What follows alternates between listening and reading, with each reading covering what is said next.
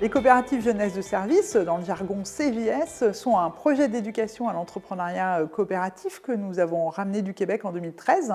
Nous avons eu la chance à plusieurs acteurs de l'économie sociale en 2011 de participer au Forum international de l'économie sociale. Et les CJS nous ont vraiment intéressés puisque c'est à la fois du collectif, c'est à la fois de l'éducation, ça mobilise un ancrage local.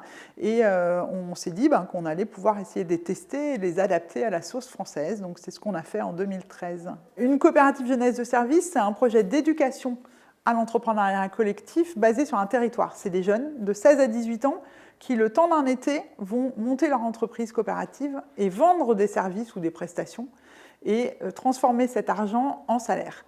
Pour ça, ils ont un comité local, des adultes, des entrepreneurs du territoire, des éducateurs, des animateurs jeunesse qui vont les accompagner. La CGS de Rennes-Maurepas a été la première en France. Depuis, il y en a en général une 50aine par an en France, particulièrement en Bretagne, parce que c'est vrai que la coopération fonctionne bien en Bretagne. Et elle s'adapte.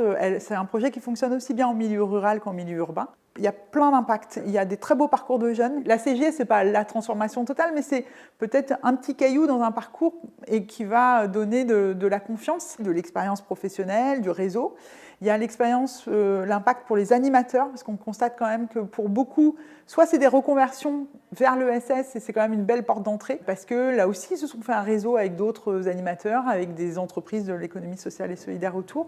Et puis, ça a un impact pour le territoire en termes de coopération. Donc, c'est vraiment les CGS, deux jambes, une jambe d'éducation, une jambe économique, et la rencontre et l'expérience de ces deux jambes permet vraiment de faire plein d'ambassadeurs de l'ESS demain.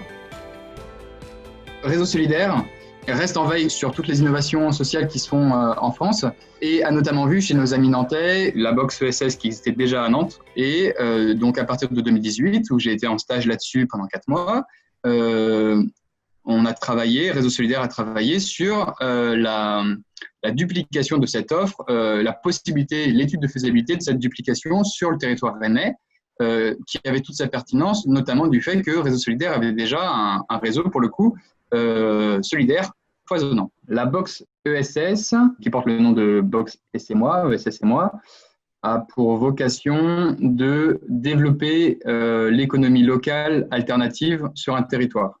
Donc, physiquement, c'est un petit livret où on trouve un tas d'acteurs qui proposent des prestations ou des biens que l'on peut acheter grâce à ce coffret cadeau. Ça a pour intérêt de créer de la visibilité et de l'activité à ces acteurs alternatifs sur un territoire. Cette expérience à Réseau solidaire m'a tellement plu que, en arrivant à Grenoble et en voyant que c'était un autre écosystème très foisonnant comme à Rennes, j'ai souhaité envisager un coffret cadeau sur ce territoire, avec d'autres étudiants sous un statut étudiant-entrepreneur. On a bien réfléchi là-dessus et on s'est rendu compte de la complexité de ce projet et on a préféré transmettre tout ça au Cairn, le Cairn qui est l'équivalent du Galeco à Rennes, qui est la monnaie locale de cette ville.